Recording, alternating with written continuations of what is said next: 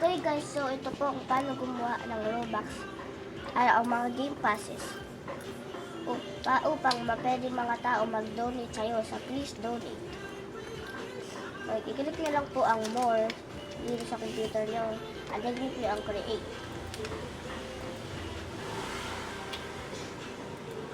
Create yan eh. Create Okay. sabi mo eh. Tapos, i-click nyo po ang dashboard dito po, dashboard. At i-click nyo po ang mga experiences nyo, kahit ano po. Yan po. At i-click nyo po, at hanapin nyo po ang monetizations at i-click nyo po ang passes.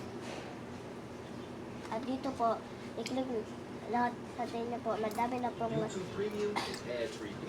nangaging pass na ginawa ko. At ito, i-click nyo lang po ang create a pass upang makakuha po kayo ng game pass. Ito, ilagay nyo na lang po ang pangalan, kahit anong pangalan po. At pwede din palitin po yung picture pag i-click nyo po itong change. Upload na natin to, tapos panoorin natin sa computeran. Tapos,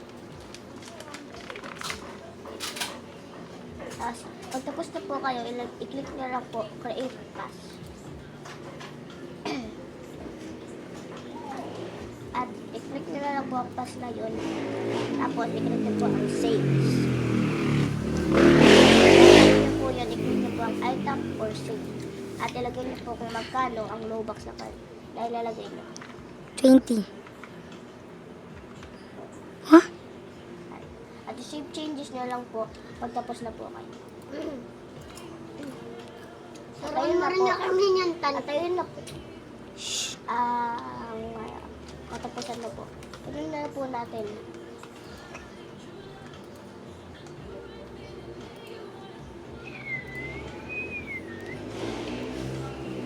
Upload ka na to, Ran. Mamaya na.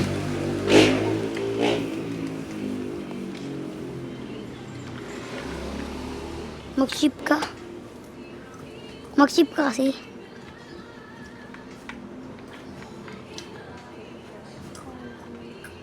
At yun na po. Nakakita na po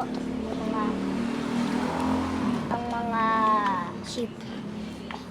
ang mga game passes po ang ginawa. Swipe na lang ito. Ano ang pag-swipe? Pag-swipe. At ganun na lang po. Dito na po ang mga game passes na ginawa natin. Thank you for watching po.